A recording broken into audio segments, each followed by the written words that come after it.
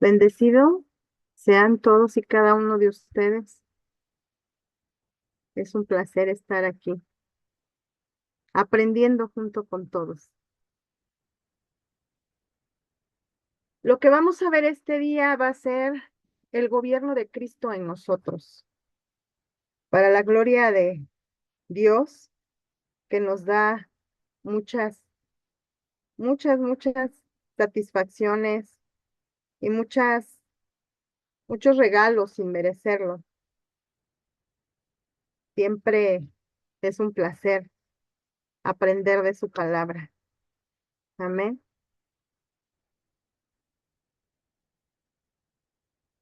Bueno, el gobierno de Cristo en nosotros nos habla de una autoridad que es dada por Él.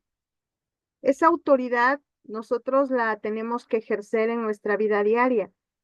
No es nada más por momentos. Todo el tiempo tenemos que ejercer esa autoridad. Lucas 9:1 NBB dice así: Jesús reunió a sus 12 discípulos y les dio poder y autoridad para echar fuera demonios y sanar enfermedades. Lucas 9:10 NTV dice así: Miren, les he dado autoridad sobre todos los poderes del enemigo. Pueden caminar entre serpientes y escorpiones y nada les hará daño. Nuestro Padre siempre pensó en ver la manera de que nosotros estuviéramos protegidos. Pero no nada más es eso, sino que la autoridad que Él tuvo aquí en la tierra, Él también nos las dejó a nosotros como hijos. Cuando nosotros hablamos de autoridad, quiere decir que hablamos de gobierno. Nosotros estamos hechos para gobernar. Si recordamos la palabra en Génesis, nos dio amplitud para poder gobernar sobre peces, sobre aves, sobre todo lo que hay en la tierra. Por eso es que nosotros somos gobierno. Pero tenemos que tener muy en claro que esa autoridad realmente la tenemos, porque si nosotros no eh, tenemos claro esa autoridad, pues estamos haciendo a un lado un regalo bastante precioso que Dios nos dejó para podernos defender. El significado de autoridad, según el diccionario, es el poder que gobierna o ejerce el mando de hecho o de derecho. En términos en hebreo, la palabra es samhut. Es el término general para autoridad, utilizado en contextos formales, legales o personales. Proviene de la raíz relacionada con apoyarse o confiar. Otra palabra es marut. Se refiere a la autoridad en términos de dominio, control o sobre señoría. Otra palabra es rasut, que significa autoridad en el sentido de jurisdicción, permiso o una entidad administrativa, ejerce autoridad de parques. Otra palabra es serará. Indica el poder o autoridad de gobierno, a menudo con una connotación de liderazgo o control. Otra palabra significa toquef, y esta es fuerza resuelta que se traduce en autoridad tangible o validez. Podemos ver que nuestro Dios nos ha dejado autoridad, y esta autoridad nos ayuda para gobernar nuestra casa, nuestra vida, nos ayuda para poder resolver ciertas situaciones en nuestra vida.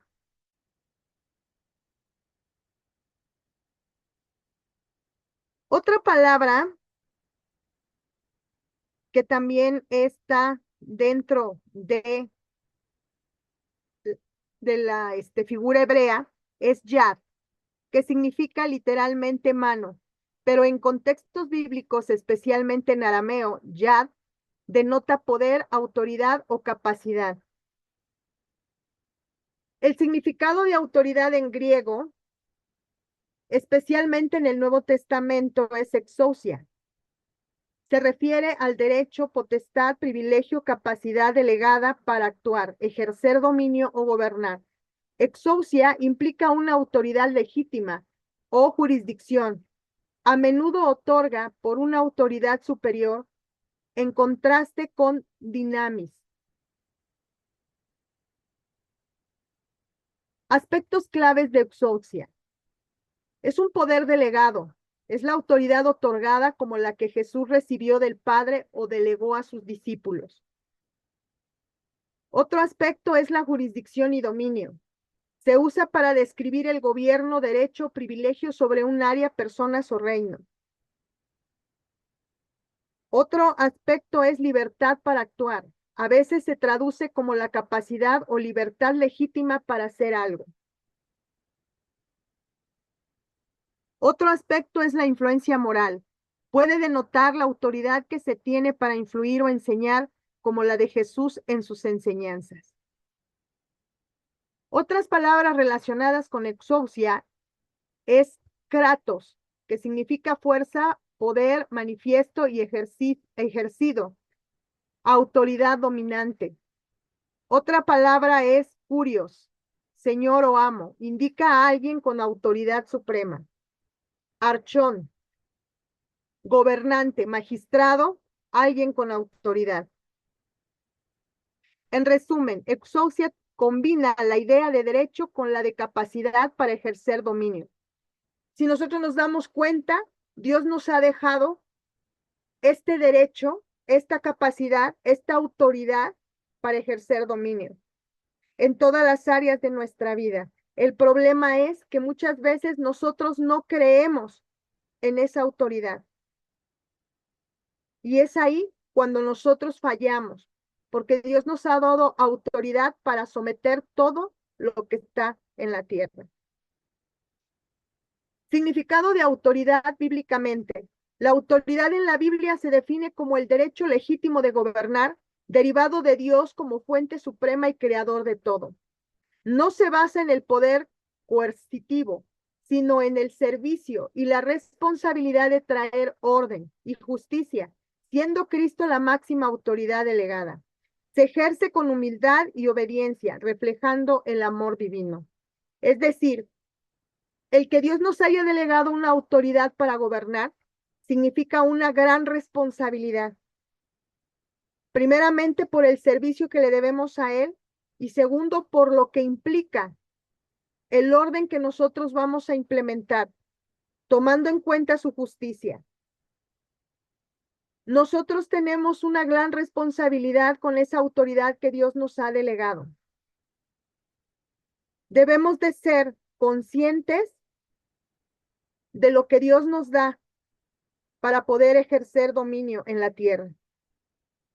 Pero una persona que no tenga la guianza del Espíritu Santo, no tenga la justicia correcta en sus manos, será un gobernador deplorable.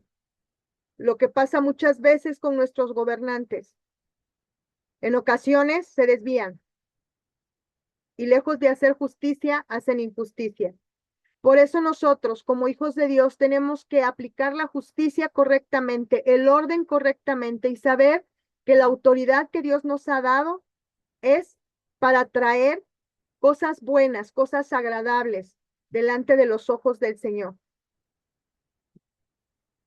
Y este poder que Dios nos ha dado es un poder que Dios nos da gratuitamente, pero también que Dios nos pide que lo hagamos con responsabilidad. Basado en principios bíblicos y teológicos, el concepto de autoridad humana sobre la creación proviene del mandato original de Dios en Génesis, donde se dio al ser humano el dominio sobre la tierra, el mar y los animales. Génesis 1, 26 PDT dice así: luego Dios dijo, ahora hagamos al ser humano a nuestra imagen y semejanza. Tendrá poder sobre los peces del mar, sobre las aves del cielo y en toda la tierra. Reinará sobre los animales terrestres y sobre todos los que se arrastran por el suelo. En este salmo se confirma lo de Génesis 1, 26, Dios nos dio dominio sobre todo. Salmo 8:6 PDT dice así: los has puesto al cuidado de todo lo que creaste, pusiste todo bajo sus pies. La autoridad de Jesús sobre la naturaleza. Jesús demostró dominio total al calmar la tempestad y controlar el mar y los vientos, Marcos 4:35, demostrando que la naturaleza obedece al Creador. Si es que la naturaleza obedece al Creador, porque Dios Padre le dio la autoridad a Él y Él nos ha dejado autoridad a nosotros en la tierra a través del Espíritu Santo, porque entonces no ejercemos esa autoridad en el mundo natural. Autoridad espiritual, Lucas 10:19, menciona que Dios ha dado autoridad para hollar serpientes, escorpiones y sobre todo el poder del enemigo. Dios nos dejó armas espirituales y no carnales, como lo dice 2 Corintios 10:4, porque las armas de nuestra milicia no son carnales, sino poderosas en Dios para la destrucción de fortalezas. Esa autoridad nos sirve para poder destruir todas aquellas fortalezas que se nos presentan en nuestra vida, todo aquello que se levanta en contra de nosotros. Dios nos ha dado autoridad incluso sobre elementos poderosos en Dios como la tierra, el agua, el fuego, el viento. Él nos ha dado autoridad sobre muchas áreas de la naturaleza que muchas veces por la falta de conocimiento, por la falta de interés en conocer las cosas de Dios, nos perdemos de muchas cosas y el enemigo abusa y las ocupa en contra del mismo Hijo de Dios, en contra del ser humano. Tenemos autoridad sobre elementos poderosos en Dios como la tierra, el agua, el fuego, el viento. El problema del creyente es que no sabe callar el ruido que hay dentro de él. Vive tan inmerso en el ruido del mundo que no puede callar su alma. Es por ello que el enemigo, sin darse cuenta, el creyente utiliza estas mismas armas en contra de él. Nosotros tenemos que aprender a callar nuestra alma, dejar el ruido. ¿Qué es el ruido? Todo lo que hay afuera. El TikTok, el Facebook, el Google, todo lo que es tecnología, todo lo que es muchas de las veces salidas con gente que no nos edifica. Entonces, cuando nosotros empezamos a oír todo eso, todo el ruido, todo lo que hay afuera, cuando platica una persona, cuando habla otra en el trabajo, lo que dicen, etcétera, etcétera, etcétera, hay mucho ruido. Cuando nosotros llegamos a nuestra casa, hay mucho ruido en nuestra alma. Y tenemos que aprender a callar ese ruido. Callar el ruido mental bíblicamente se logra cultivando la quietud interior y la confianza en Dios, transformando la ansiedad en oración y llenando la mente con su verdad. La clave es el silencio activo, buscando refugio en Él, orando con sinceridad y sustituyendo el temor por su palabra. Muchas de las veces llegamos con muchos problemas, muchos conflictos, muchas situaciones que están en nuestra cabeza, ya sea económicas, porque se tiene que pagar luz, agua, renta, porque se tiene que pagar a lo mejor a las escuelas de los hijos, servicios, etcétera, etcétera, o alguna deuda que se tiene pendiente. Precisamente por esa situación, llega un momento en que la angustia llega al ser humano y esa angustia empieza a taladrar su mente y empieza a pensar, ¿qué voy a hacer mañana? ¿Cómo le voy a hacer? ¿Cómo voy a solucionar esto? A lo mejor en ese momento no se tiene la economía, o a lo mejor en ese momento hay un problema muy fuerte en el matrimonio, o con el cónyuge, o con los hijos. Pero cuando nosotros dejamos que nuestras emociones empiecen a hablar dentro de nosotros y no las callamos, entonces toman lugar y control en nosotros mismos.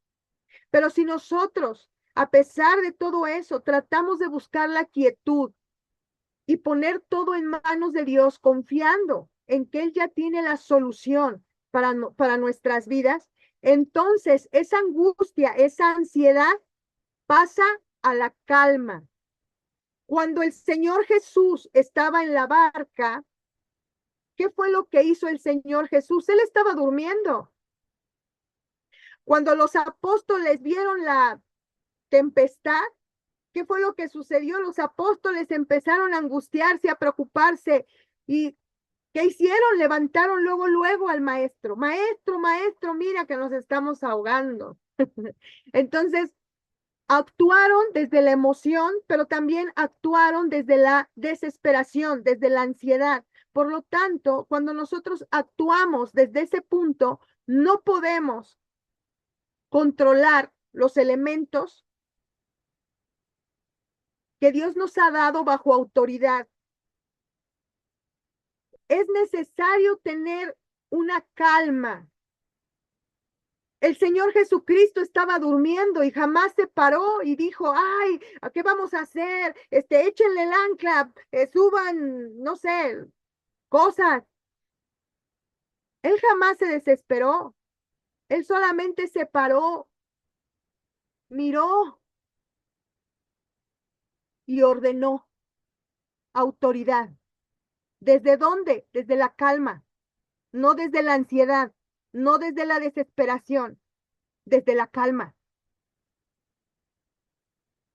Busca momentos de silencio para escuchar el susurro de Dios en lugar del ruido del mundo. Quédate quieto para permitir que Dios te llene. Quédate quieto para permitir que Dios te hable. Él tiene todo bajo control. Nosotros somos los que no estamos bajo control, pero Dios tiene todo bajo control. Cuando la mente está llena de ruido, no puede operar en autoridad porque la mente debe estar en completa calma para alinearse a Dios y poder operar en autoridad. Y esto es porque la tierra, el agua, el fuego y viento pueden sentir el miedo del creyente. Por eso cuando el Señor Jesús ordenó a la tempestad que se calmara, obró desde la paz y no desde la desesperación, contrario a los apóstoles, pues ellos estaban en desesperación y debido a ese miedo no podían pensar con claridad ni tomar autoridad. ¿Cuántas de las veces en tu casa ha pasado eso? Que llega un momento en que estás en una situación de desespero, ya sea porque los hijos hicieron algo, ya sea porque el cónyuge algo te molestó. Y entonces, cuando tú operas desde tus emociones, desde tu desesperación, desde tu enojo, desde tu ira, lejos de hablar con autoridad y calmar la tempestad, se vuelve más grande. Por eso es que Dios nos manda a trabajar, a operar desde la paz, no desde la desesperación. Ahora bien, Dios nos ha dejado herramientas espirituales que son elementos de Dios que muestran su soberanía y poder, pero estos elementos como el agua, el fuego, el viento y la tierra tienen su secreto, tienen su poder. El fuego, el poder y la presencia de Dios es lo que representa el fuego. En la Biblia el fuego representa la presencia divina, la purificación y el juicio. Dios es descrito como un fuego consumidor. Hebreos 12:29 lo dice. También es el fuego del Espíritu Santo que transforma, limpia y empodera a los creyentes.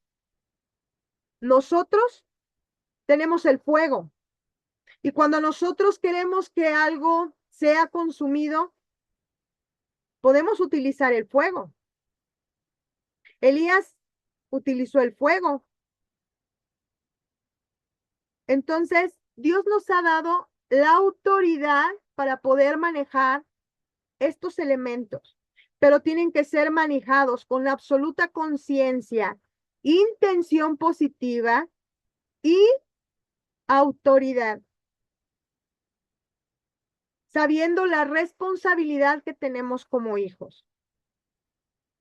Cuando yo quiero que un pecado sea consumido, muchas veces decimos que el fuego de tu Espíritu Santo consuma el pecado, nos limpie, que dentro de nosotros nos transforme. Y estamos utilizando el fuego de Dios. Otro elemento es el agua. El agua es vida, purificación y espíritu. El agua simboliza la vida eterna, la limpieza espiritual y la renovación. Jesús como agua de vida, bautismo, representa la obra del Espíritu Santo. Las aguas de la naturaleza de su nombre también se asocian con la limpieza que viene de Dios. El viento. El viento simboliza el Espíritu y la voz de Dios. El viento simboliza el aliento de vida. Lo podemos encontrar en Génesis 2:7.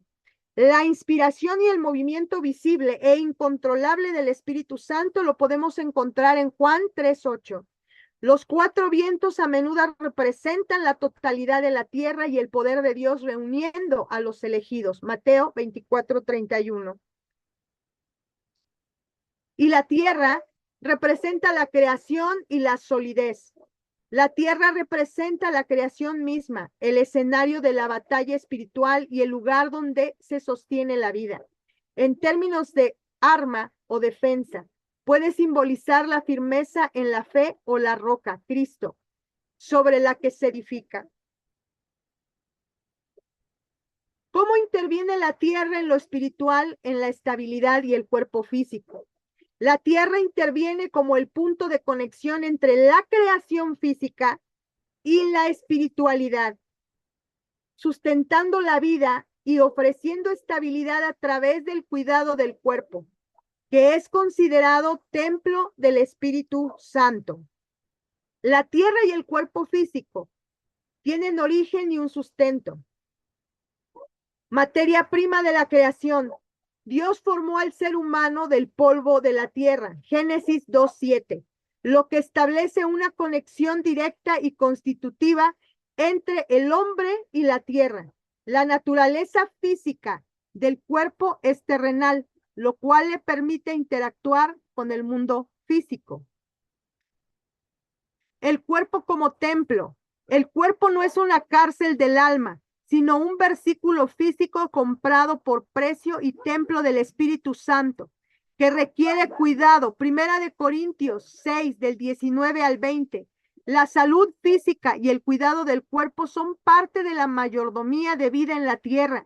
Muchas de las veces nosotros como personas solamente le ponemos atención a lo que es el espíritu y a lo que es el alma, pero también le tenemos que poner atención al cuerpo.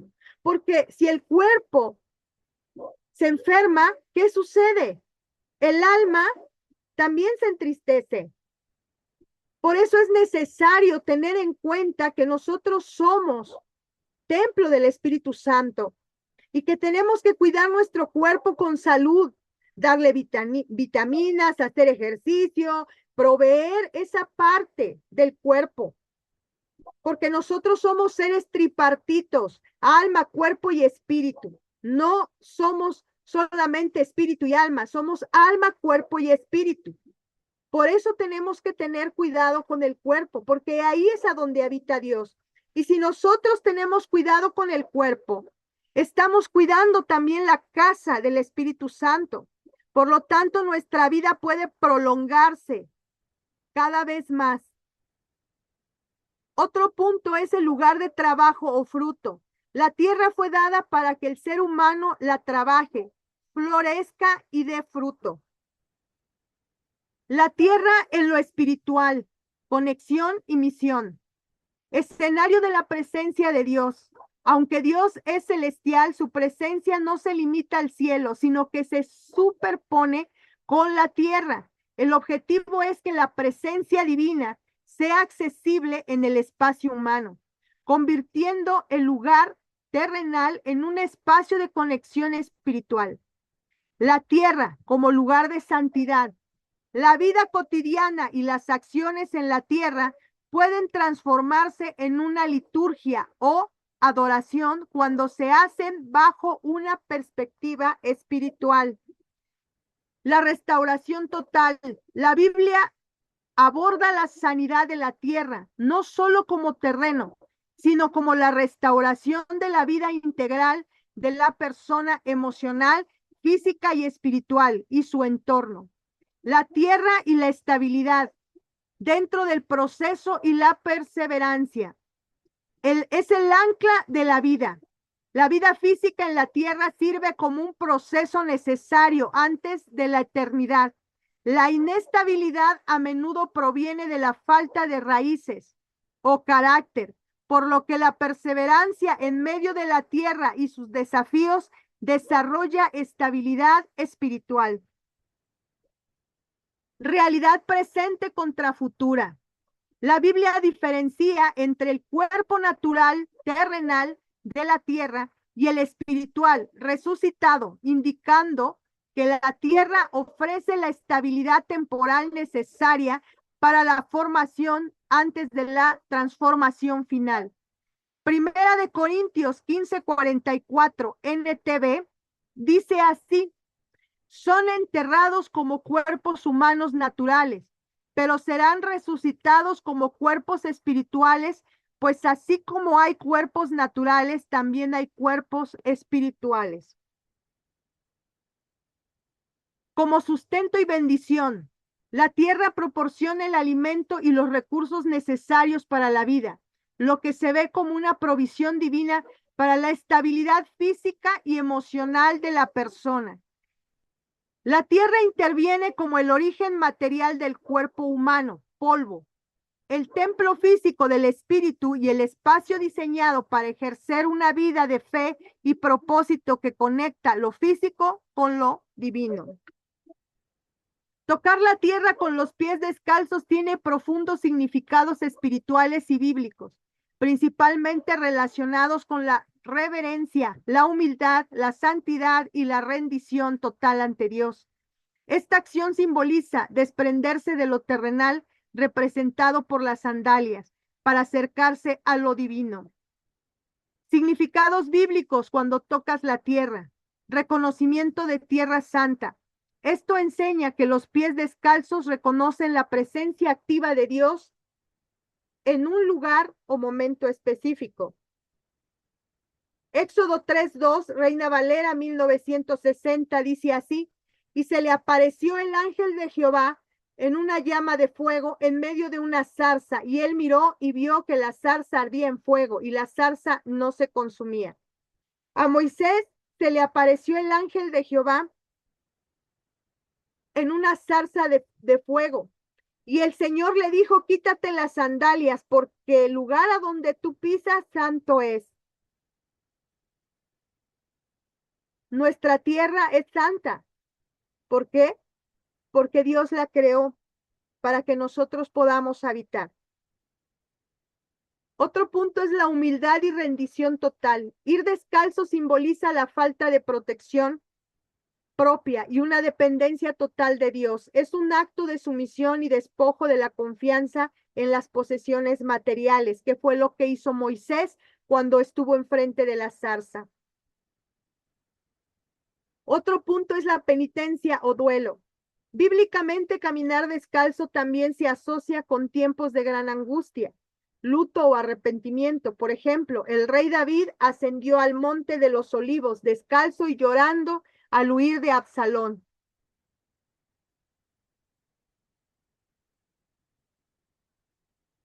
Segunda de Samuel 15:30, Reina Valera 1909, dice así: y David subió la cuesta de las olivas y subióla llorando, llevando la cabeza cubierta y los pies descalzos. También todo el pueblo que tenía consigo cubrió cada uno su cabeza y subieron llorando, así como subían. Cuando nosotros tenemos una angustia, cuando nosotros tenemos una preocupación, cuando nosotros estamos en una situación difícil, por lo general acudimos al Padre, porque sabemos que Él es bueno y que es nuestra única ayuda, nuestra única esperanza. Y es cuando nosotros nos rendimos. Aquí el rey David hablaba de rendición junto con su pueblo. ¿A quién se rendía? A Dios. Y caminaban descalzos, llorando por la situación que el pueblo en ese momento estaba viviendo. Otro punto es la renuncia a la esclavitud del pasado. Los zapatos pueden representar ataduras pasadas, pecados o la carga del mundo. Descalzarse es un gesto de purificación y de quitarse la suciedad del camino andado.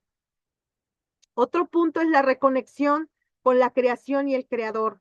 La tierra es considerada la banqueta de Dios, Isaías 66:1. Tocarla descalzo es un acto físico de conectarse con la creación de Dios y reconocer su santidad. Muchas veces hemos escuchado que los médicos, los científicos, dicen que es bueno que nosotros caminemos descalzos sobre la tierra. Incluso lo recomiendan. ¿Por qué? Porque la tierra lo que hace es que nos conecta con la creación de Dios. Y muchas de las ocasiones lo que produce es energía en nosotros, porque polvo somos. Nosotros somos tierra, tenemos una conexión con la tierra. Por eso es que muchas veces los científicos dicen, es bueno que tú camines descalzo en la tierra, en la arena, que tú camines descalzo, porque la energía de la tierra es la que te toca a través de los pies.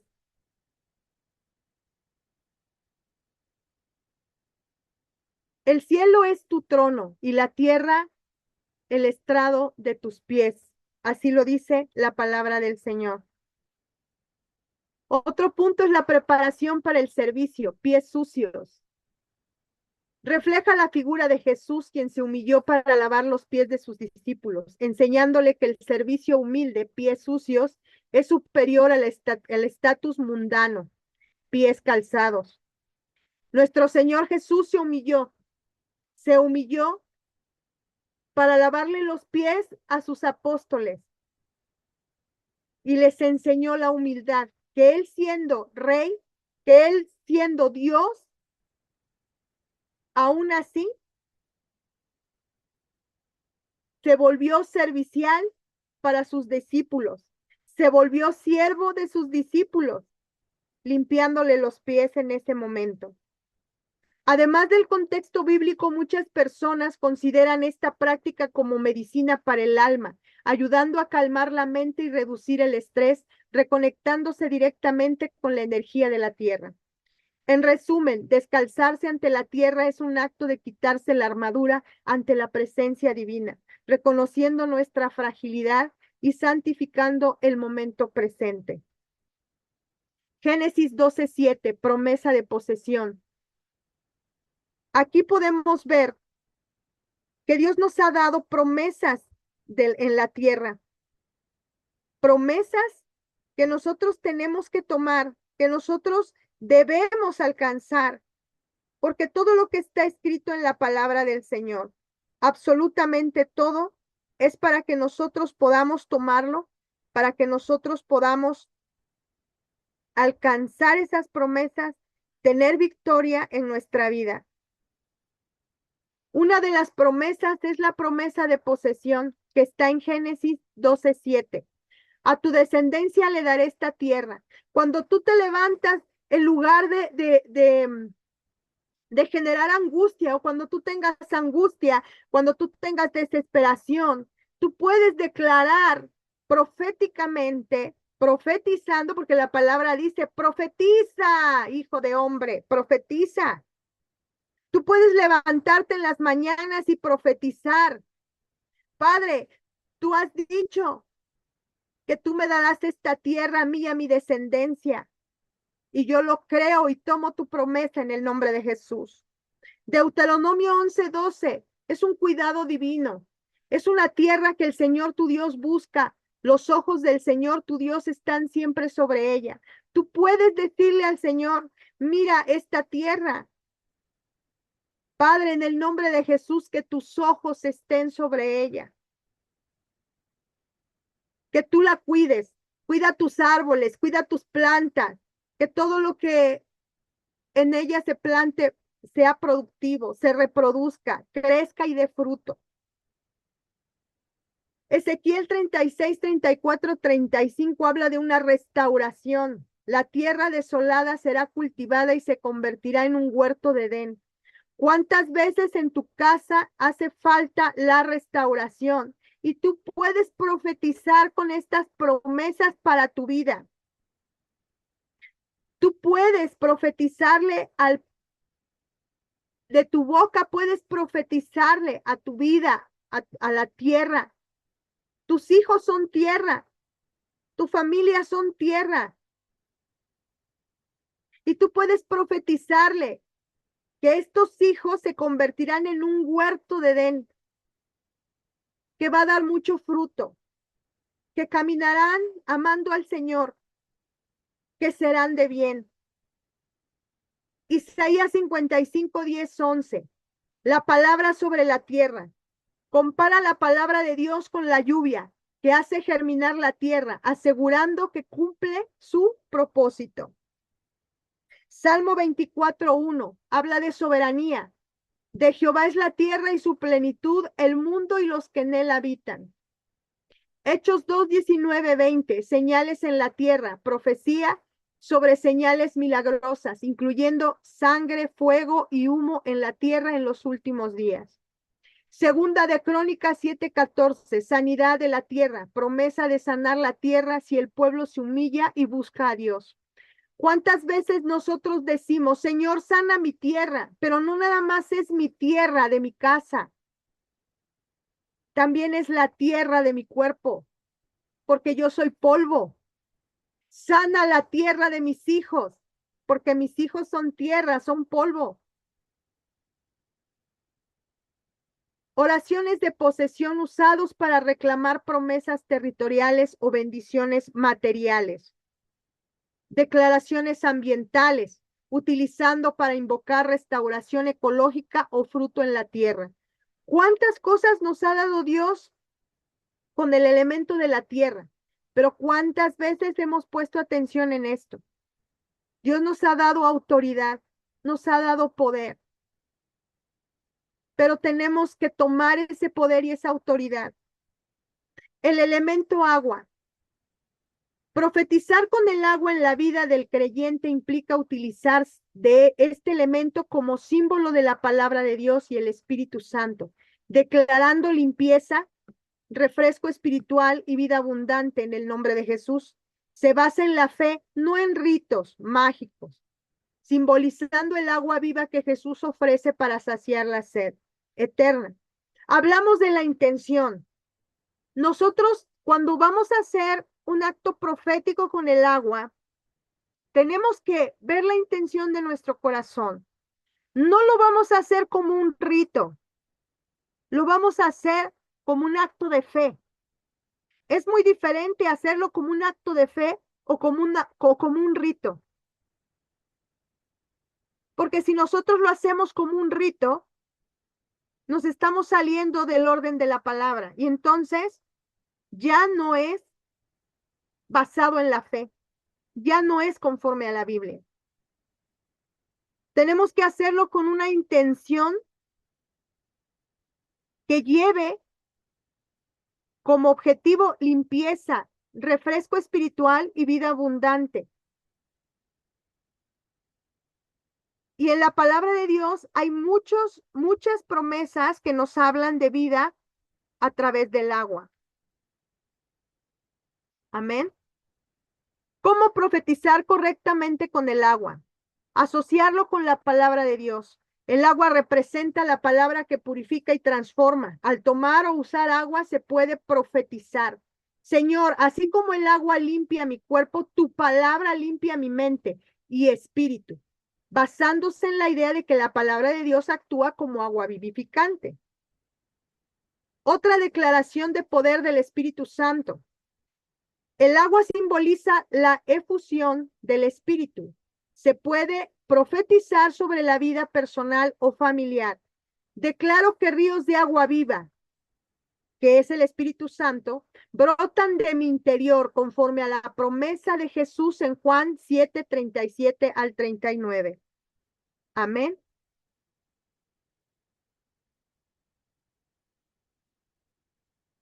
El último día del festival, el más importante de Jesús, se puso de pie y gritó a la multitud: todo lo que tenga sed puede venir a mí. Todo el que crea en mí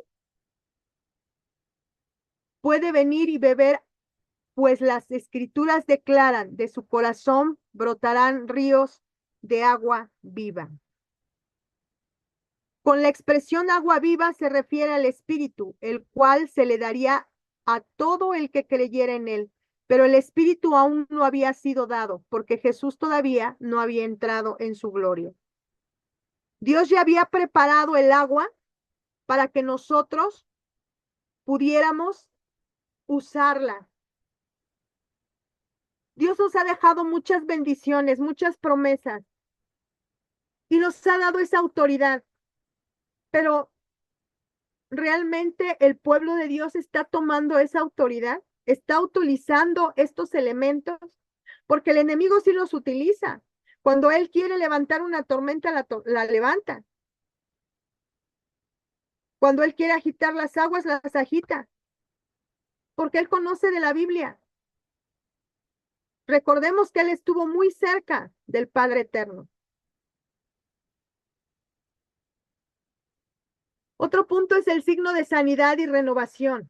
El agua en la Biblia representa sanidad.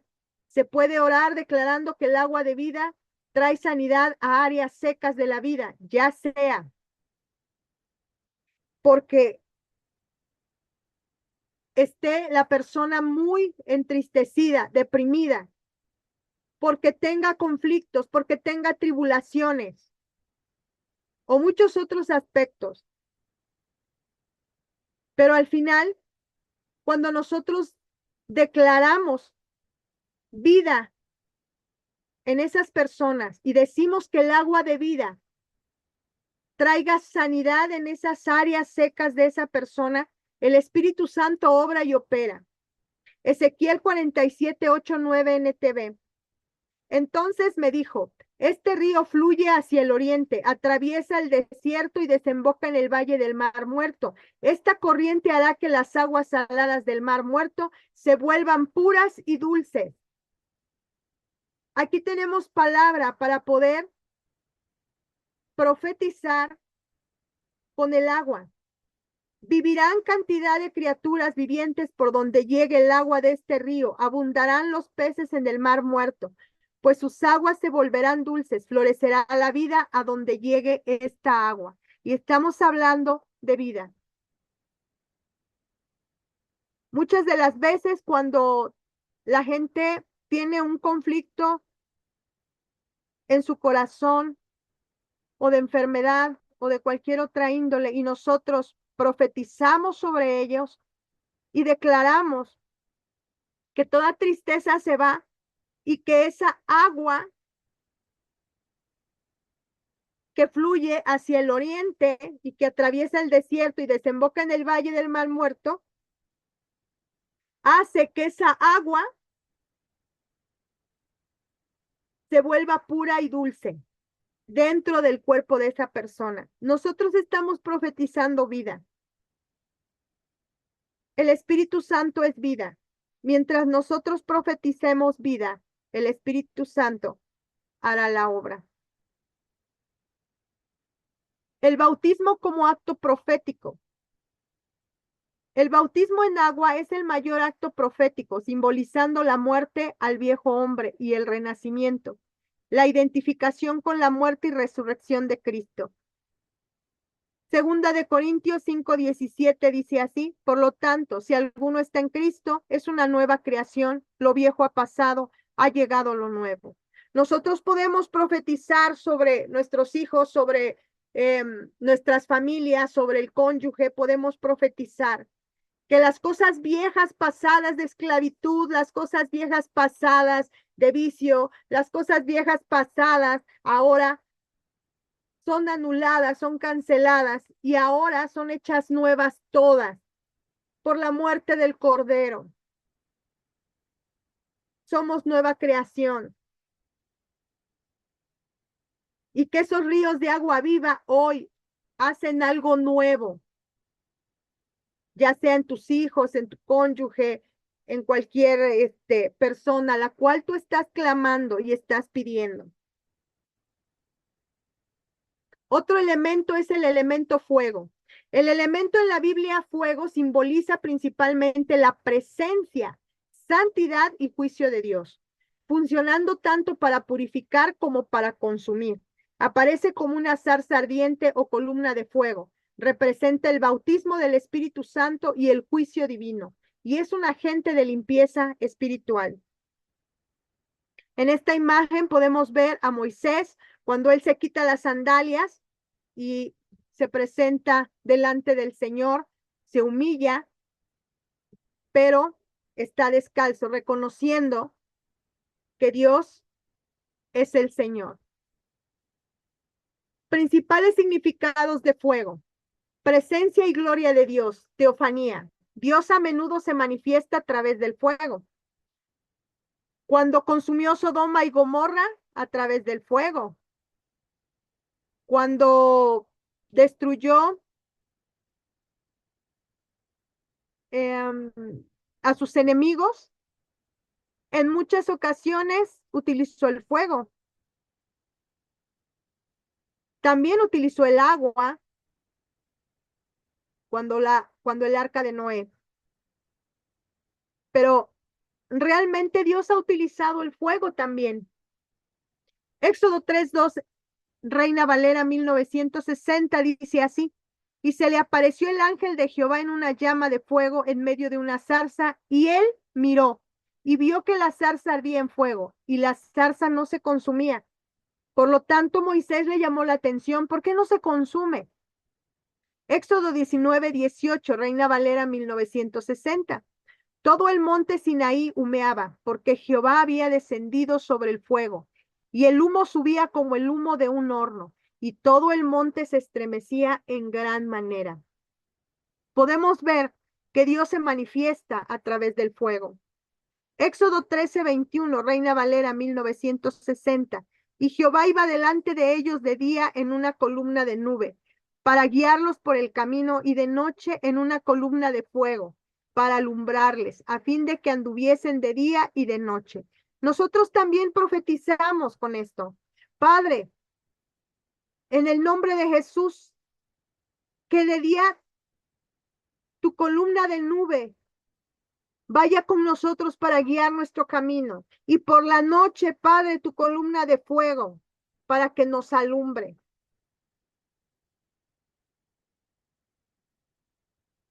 Otro punto es la purificación y prueba. El fuego se usa para refinar metales, representando la purificación del creyente o la prueba de su fe.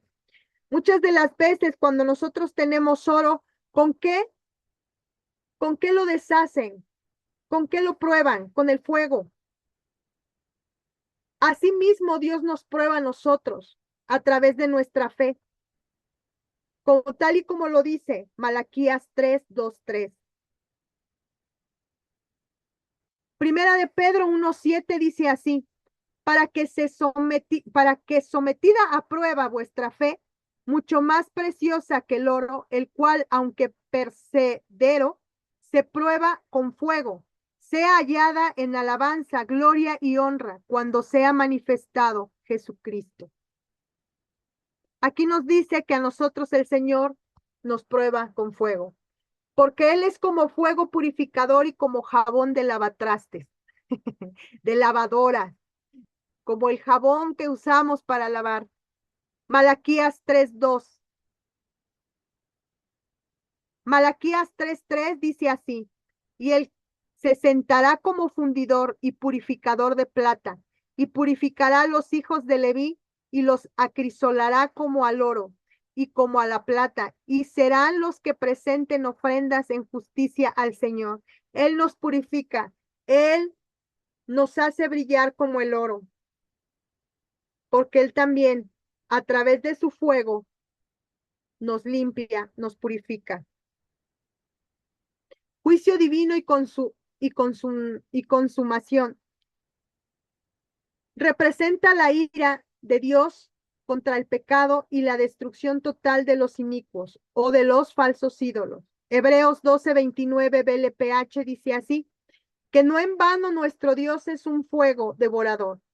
Segunda de Pedro 3:10 BLPH dice así, pero el día del Señor vendrá como un ladrón, entonces los cielos se derrumbarán con estrépito, los elementos del mundo quedarán pulverizados por el fuego y desaparecerá la tierra con cuanto hay en ella. Esto es para el final de los tiempos. El Espíritu Santo en Pentecostés, el Espíritu Santo descendió como lenguas de fuego sobre los discípulos, simbolizando pasión, poder y purificación. Hechos 2:3 dice así, y se les aparecieron lenguas repartidas como de fuego, ascendiéndose sobre cada uno de ellos. Otro punto es el sacrificio. El fuego descendía del cielo para consumir los sacrificios aceptados por Dios, demostrando su aprobación. Primera de Reyes 18:38 de HH dice así, en aquel momento el fuego del Señor cayó y quemó el holocausto, la leña y hasta las piedras y el polvo, y consumió el agua que había en la zanja. 5. Destrucción final. Se asocia con el fin de los tiempos y el lago de fuego, que simboliza la muerte segunda y el juicio eterno. Apocalipsis 20 del 14 al 15. Y la muerte y el Hades fueron lanzados al lago de fuego. Esta es la muerte segunda. Y el que no se halló inscrito en el libro de la vida fue lanzado al lago de fuego. El fuego es el espíritu. Jesús prometió bautizar con el Espíritu Santo y con fuego. Profetizar con fuego significa que tus palabras no son propias, sino dictadas por la intensidad del Espíritu Santo en ti. La palabra como fuego. Jeremías 23:29 dice así, no es mi palabra como fuego, dice Jehová. Profetizar es, por tanto, declarar la palabra de Dios con la pasión y la fuerza que quema lo impuro y transforma situaciones. ¿Cómo profetizar para avivar el fuego? Hay que profetizar, oración constante. La oración es el oxígeno que mantiene el fuego del espíritu vivo. Otra manera es profetizar sobre la santidad y la purificación. El fuego de Dios purifica. Es necesario quitar las cenizas del pasado, el pecado, el rencor, el dolor, para que el fuego arda libremente. Otra forma de profetizar es mediante la alabanza y la adoración. La adoración ferviente aviva el don espiritual, obediencia, servir y obedecer la voluntad de Dios, mantiene el fuego encendido de Dios. La actitud del profeta de fuego, valentía y no cobardía. Dios no nos ha dado un espíritu de cobardía, sino de poder, amor y dominio propio. La valentía como Elías. Aquí en este momento, Elías es un modelo de profeta que se alzó como fuego, actuando con celo por Dios para preparar los corazones y llamar al arrepentimiento. Otra actitud del profeta es la pasión. El fuego del don de Dios impulsa a la acción y no deja callar. Convierte el mensaje en algo intenso que no puede ser ignorado. Cuando tú tienes el fuego de Dios dentro de ti, no puedes callar la palabra de Dios. No puedes callar ese fuego que Dios ha puesto en ti. Es algo mucho más fuerte que tus emociones, que lo que tú quieres, que tu voluntad misma. Porque quien ahí opera es el Espíritu Santo. La función del profeta de fuego, purificar y consumir, así como Elías hizo descender fuego para consumir el sacrificio, Primera de Reyes 18. La profecía de fuego quema la mentira, la idolatría y la iniquidad. Trae juicio y renovación. El fuego de la palabra separa lo precioso de lo vil y anuncia el juicio divino o la necesidad de arrepentimiento. Pasión por las almas. El fuego trae una pasión intensa por buscar a Dios y servir a otros para uno mismo. sea agradable delante de Dios, no para agradarnos a nosotros mismos, sino que nosotros buscamos el agrado de nuestro Padre. Un profeta de fuego, cuando profetiza, es para que queme la mentira, la idolatría, la iniquidad, y hablamos de pecado. Para eso es un profeta de fuego, para eso es la palabra, cuando nosotros ocupamos los elementos de fuego. Vamos a hablar del elemento viento. En la Biblia el viento es un elemento simbólico poderoso y multifacético que representa la presencia invisible, la soberanía y la fuerza activa de Dios. A menudo se asocia con el Espíritu Santo, la creación, el juicio divino y el cambio. La palabra hebrea ruach y la griega pneuma pueden traducirse indistintamente como viento, espíritu o aliento.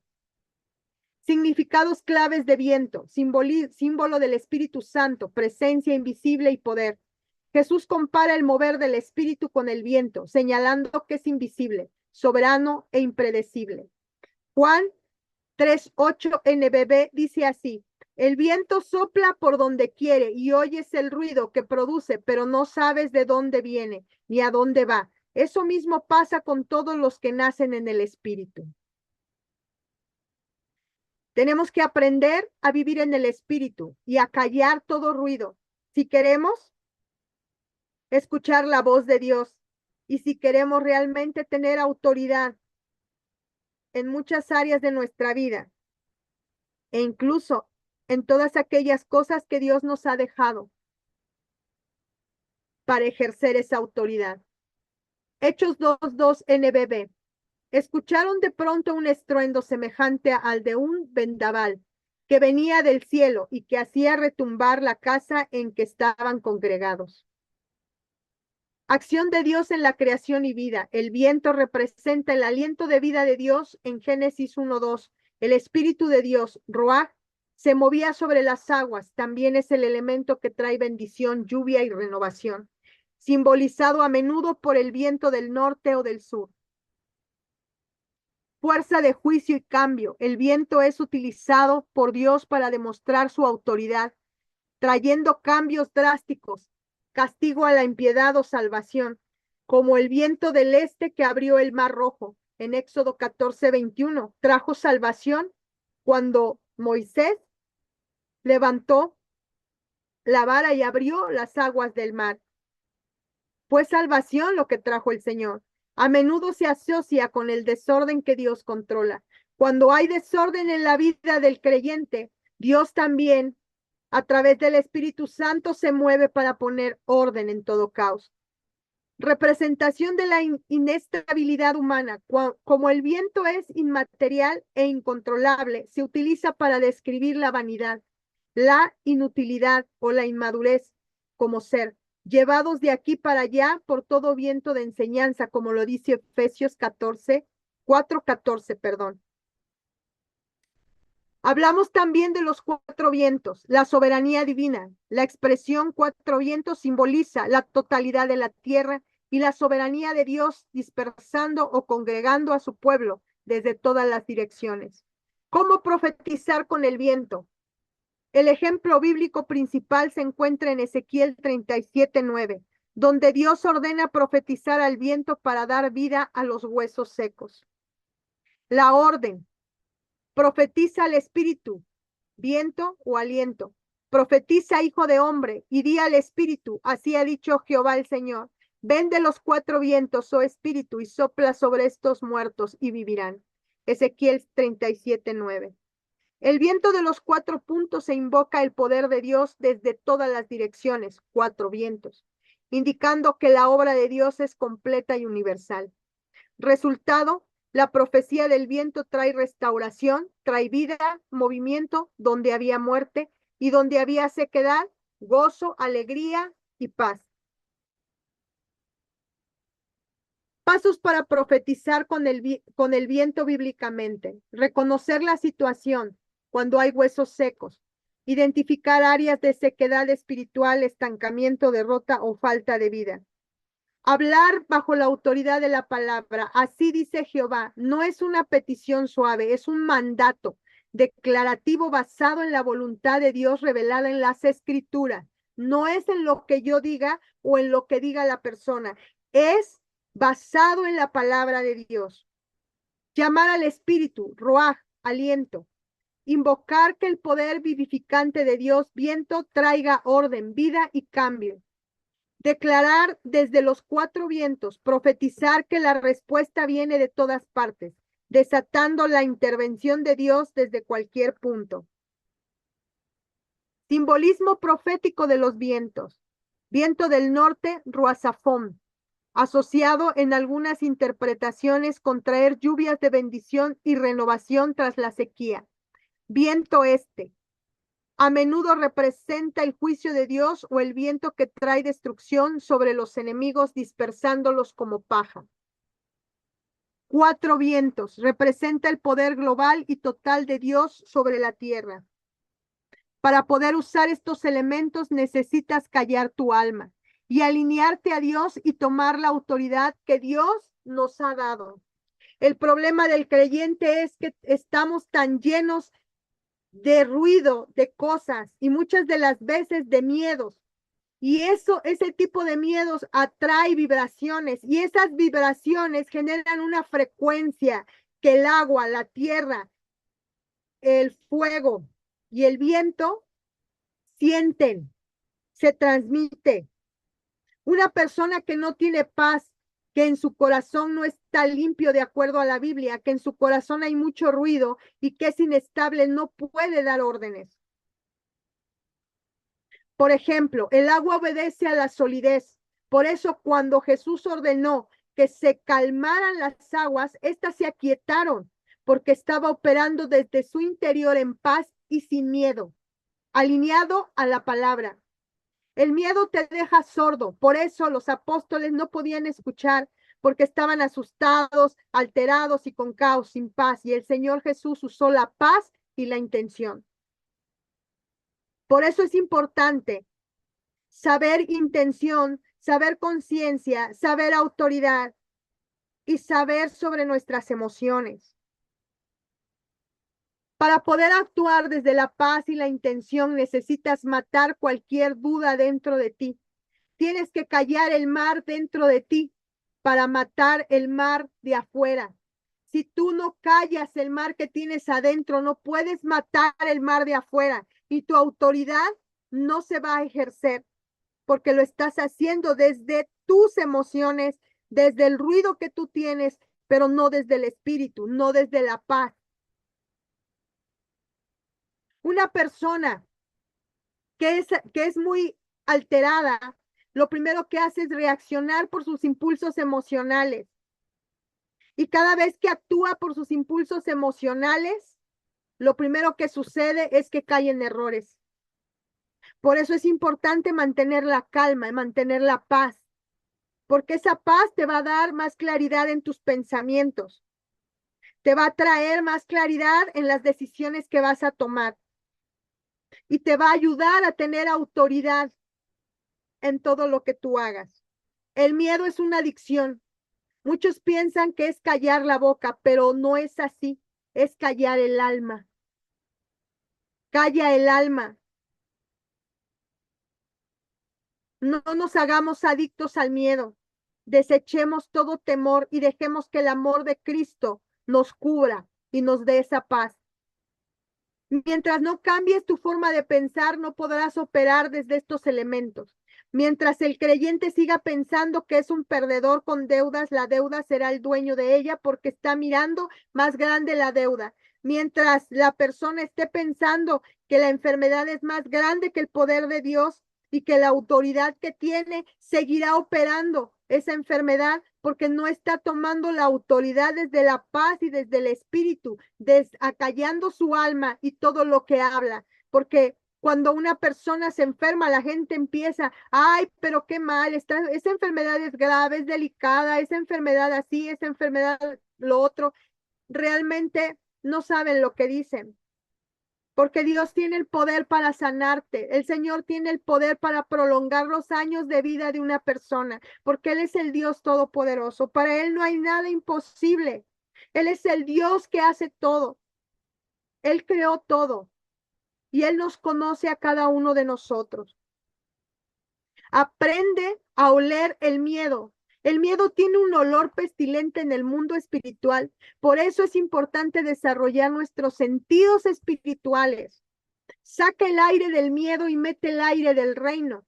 En muchas ocasiones el profeta nos ha enseñado que debemos de respirar y ahí estamos metiendo el aire de Dios y sacar el aire que nos está ocasionando miedo. Por eso es importante la respiración. Una persona que hace ejercicio se quita el estrés, se quita de muchas circunstancias, de muchas situaciones y le es más fácil acallar su alma.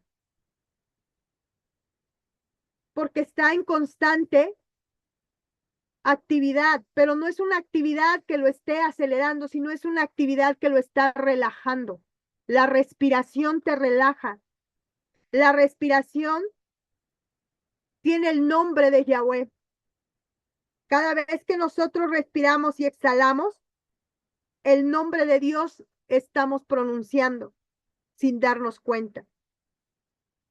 Prioriza las cosas que originan el problema. El problema se ríe de ti cuando tú lo sientes más pequeño.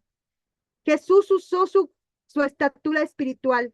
Cuando tú sientes que tu problema es más grande que Dios, entonces el problema se va a reír de ti.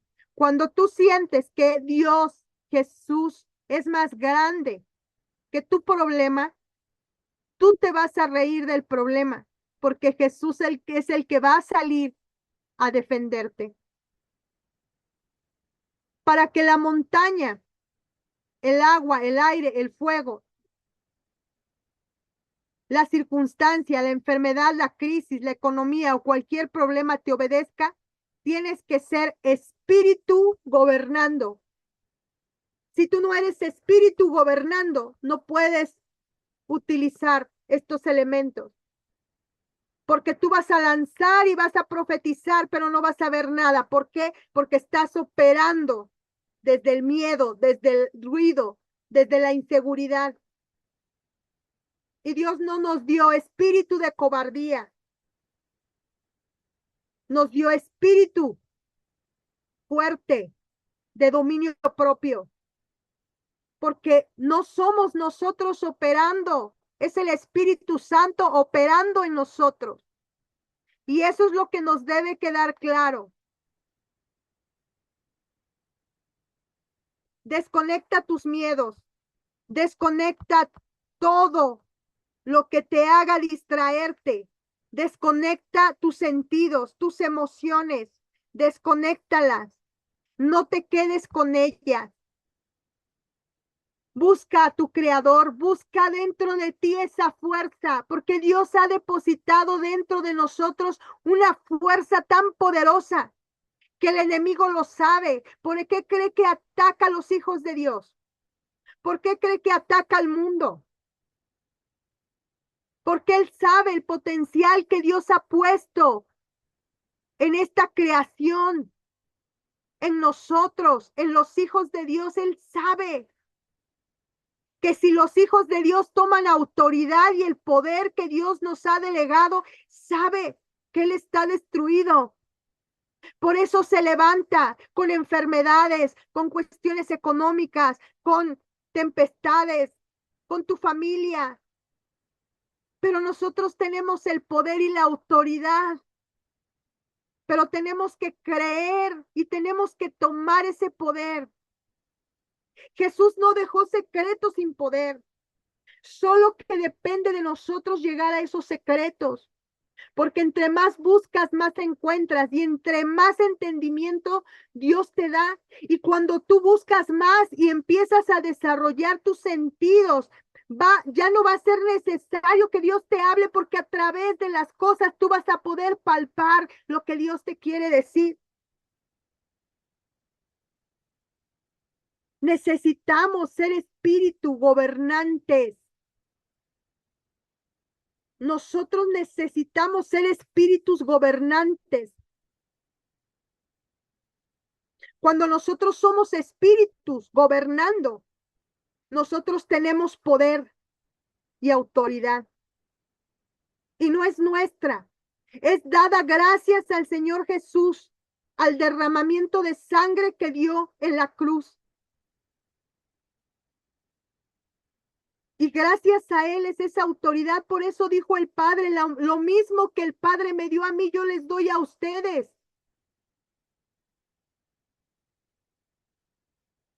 Por eso es importante quitar el miedo.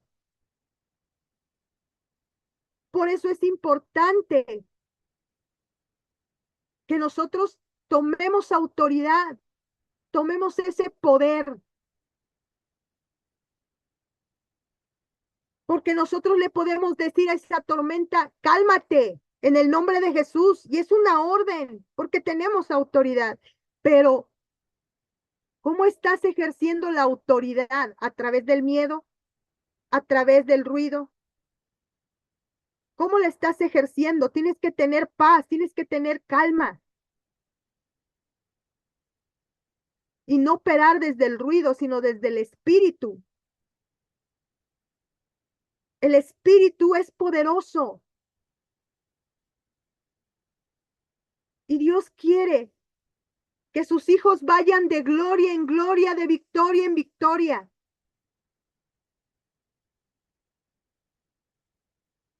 No quiere que vayan de pobreza en pobreza, ni de miseria en miseria, ni de enfermedad en enfermedad,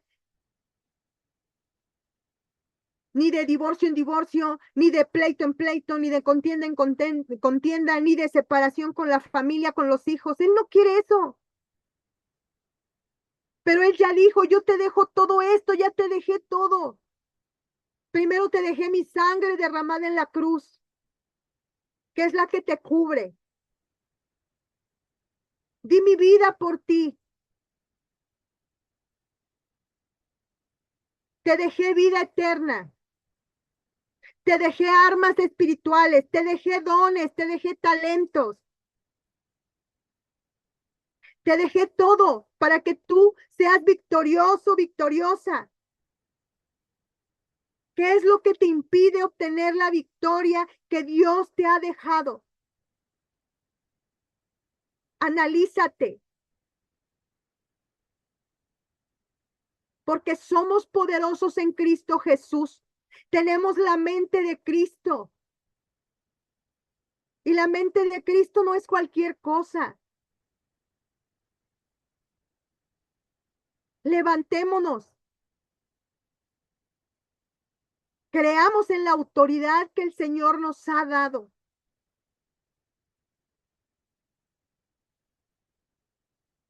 Y hagamos de nuestra vida una gloria para nuestro Dios, una vida llena de plenitud para aquel que nos llamó, para aquel que nos amó y que nos sigue amando hasta el final de los siglos, por el cual dio su vida.